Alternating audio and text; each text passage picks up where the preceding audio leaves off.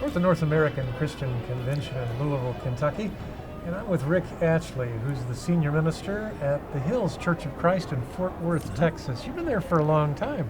24 years.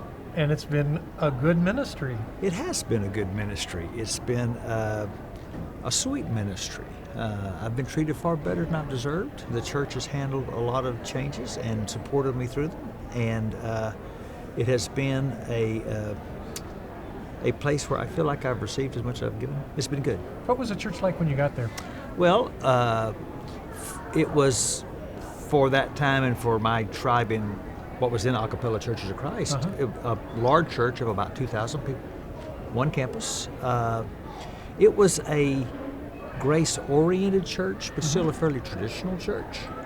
And I followed a beloved minister who had been there about 11 years who stayed and proved to be a great resource and help to me. And so that was in the late That's wonderfully 80s. unusual. Yeah. Well, it is. In fact, here's the irony.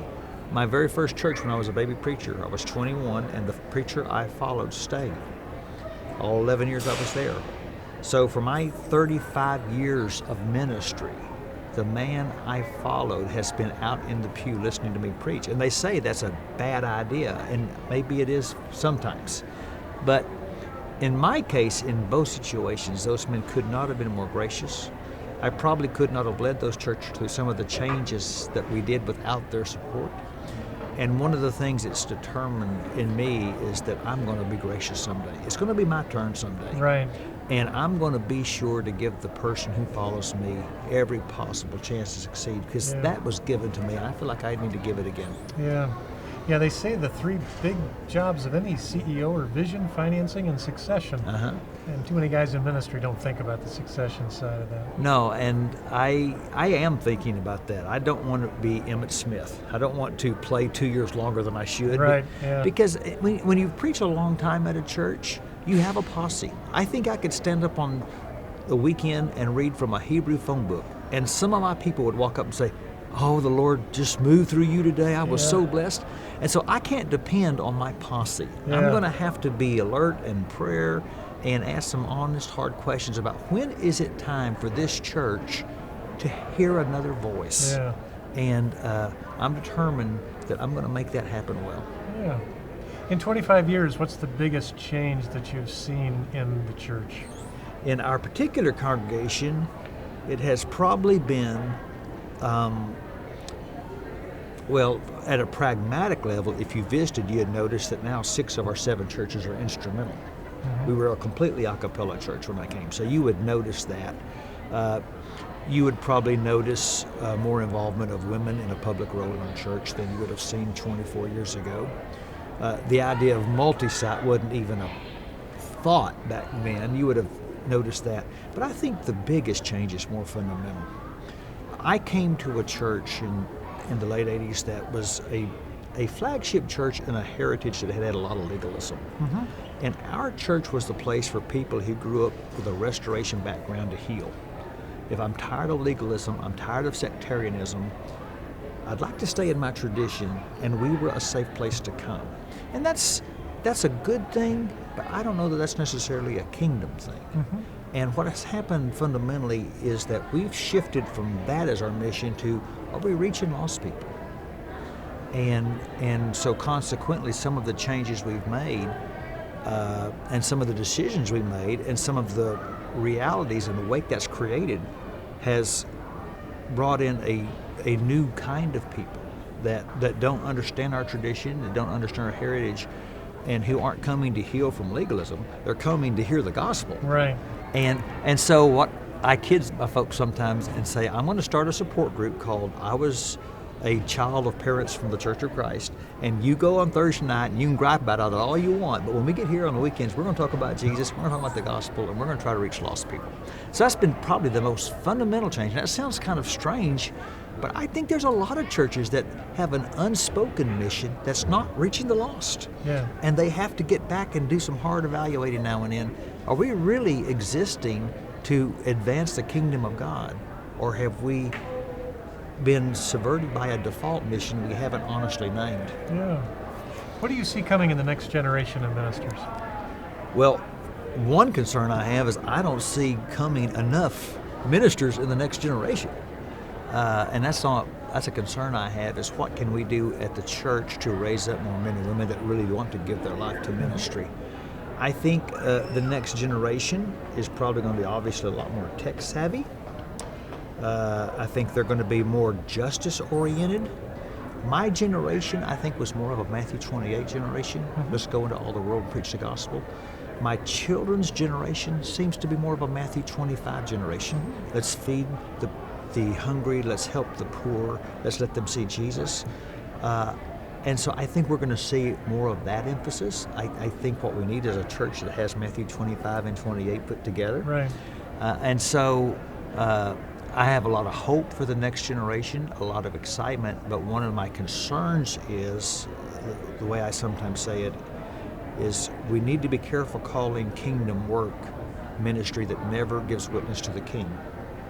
And so that's going to be what I hope the next generation will remember is Say that. a little bit more about that.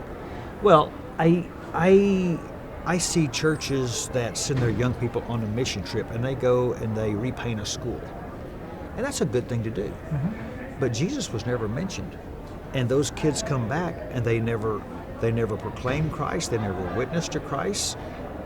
Honestly, they don't even have to know Christ. And we say, see, we've discipled our kids in mission. No, we discipled our kids to paint. I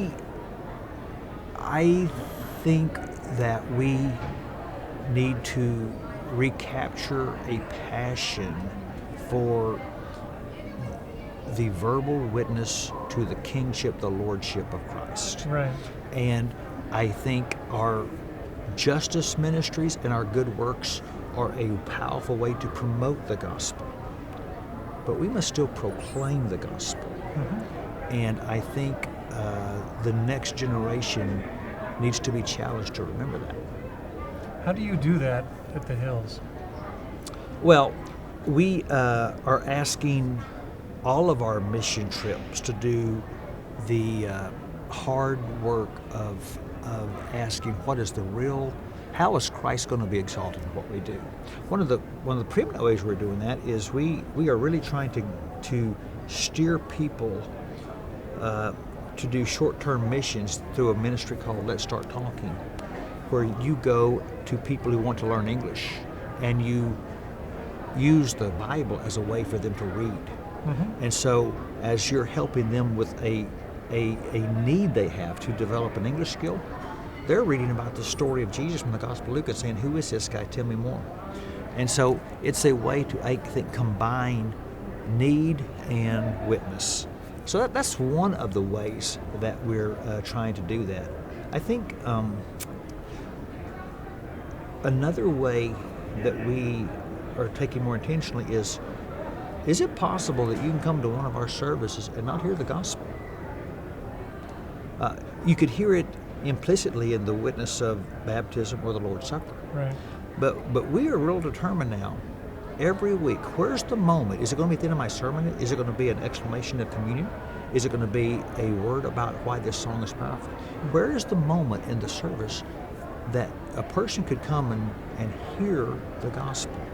And I'm still naive enough to believe there is a supernatural power in the word of Christ, and that spoken word bears fruit. So that's another way we're trying to do that. Tell me about a Sunday you've seen that happen in an extraordinary way. Well, one of the things that is happening for us recently that's really exciting to me is an increase in the number of what I would just call spontaneous baptisms. You know, a lot of people, they come to a church and they know this is the day I'm going to make my decision. Right. But when you see week after week people who did not know that, 2 weeks ago,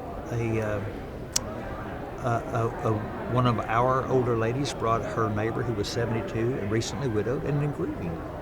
I said, it can't hurt you just to come to church with me. And she came and she heard the message of Jesus and said, I've got to do something with it. And she responded. And we're having that happen every week, and that's powerful. And not to diminish the power of people who have a predetermined plan. But one of the things that I've been reminded of, this really is a good story. This is good news. It needs to be. It's a privilege to share it, and there is authority beyond just the integrity of my life, the credibility of a long ministry. There is a supernatural authority that I have the privilege to administer, and something happens when this message, this word of Jesus, is spoken. And the way I put it is, God is so good, S-O-W. He's just constantly sowing. Yeah. You know, I think, personally, the parable of the sower, I think we miss a little bit of the point. We typically take that story and say, look at all the different kinds of soils. What kind of soil are you? I think one of the huge points of that story, look how generous the sower was. Why was he throwing that seed everywhere? Yeah. I mean, but look at Jesus' life. A woman who's been divorced 5 times, a chief tax collector, people with demons. I mean, they look like hard soil to me, but this sower, he's just throwing it. He's just throwing it. Man, Yeah.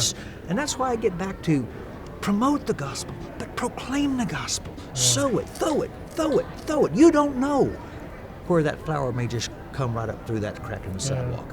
And you've seen it happen plenty in your ministry. It's such a joy, and it's happening now more than ever. I'm having more fun than I've ever had, and I'm reminded every week that what we speak is true, and it's a privilege to be a part of it. Oh, thanks so much for sharing that with us. Yeah. Giving us a little bit of your heart and the heart of the church. Well, thank you, Paul. And thank you so much for watching.